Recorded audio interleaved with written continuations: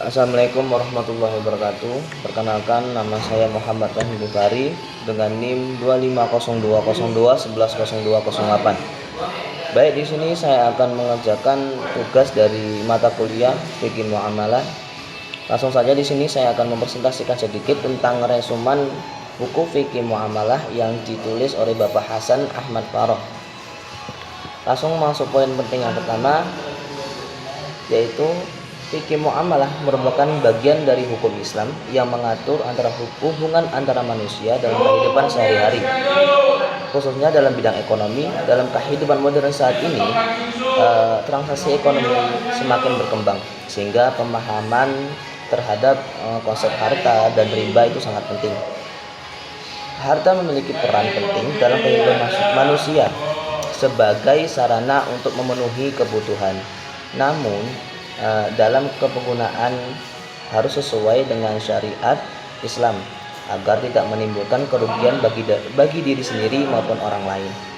Selain itu, praktek riba yang sering ditemukan dalam transaksi ekonomi juga menjadi perhatian serius dalam Islam karena memiliki dampak negatif yang sangat besar. Masuk ke poin kedua, yaitu harta. Harta dalam fikih muamalah adalah segala sesuatu yang memiliki nilai dan dapat dimiliki serta dimanfaatkan oleh manusia. Harta dapat berupa benda, fisik, maupun sesuatu yang bernilai ekonomi. Para ulama mendefinisikan harta sebagai sesuatu yang dapat memberikan manfaat dan memiliki nilai sehingga jika dirusak dapat diganti. Harta memiliki beberapa fungsi penting, yaitu diantaranya yang pertama, memenuhi kebutuhan hidup manusia. Yang kedua, mendukung pelaksanaan ibadah. Yang ketiga, mendekatkan kesejahteraan hidup. Yang keempat, ada sarana transaksi sosial dalam masyarakat. Dalam fikih muamalah, harta dibagi menjadi beberapa jenis, antara lain yang pertama, harta bergerak dan tidak bergerak. Yang kedua, harta konsumtif dan produktif. Yang ketiga, harta milik pribadi dan umum.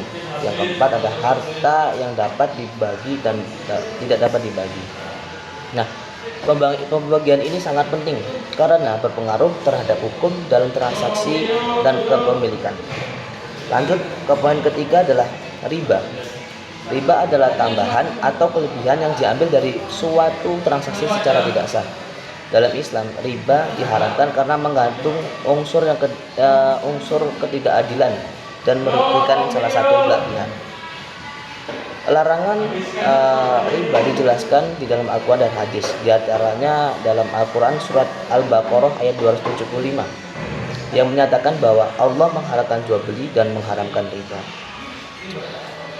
Riba dibagi menjadi beberapa jenis, yaitu yang pertama ada riba qard, yaitu tambahan dalam utang piutang. Yang kedua ada riba jahiliyah, yaitu tambahan karena penundaan pembayaran. Yang ketiga ada riba fadl, yaitu penukaran barang sejenis dan takaran berbeda. Yang keempat itu adalah riba nasiah, yaitu penundaan dalam transaksi barang ribawi. Semua jenis riba tersebut diharamkan. Kenapa? Dalam Islam, karena mengandung unsur ketidakadilan tersebut. Nah, jadi harta merupakan sesuatu yang memiliki nilai dan dapat dimanfaatkan oleh manusia dalam kehidupan sehari-hari. Dalam Islam, harta harus digunakan sesuai dengan aturan syariat. Sementara itu, riba adalah tambahan yang diharamkan karena merugikan pihak lain dan bertentangan dengan prinsip keadilan dalam Islam.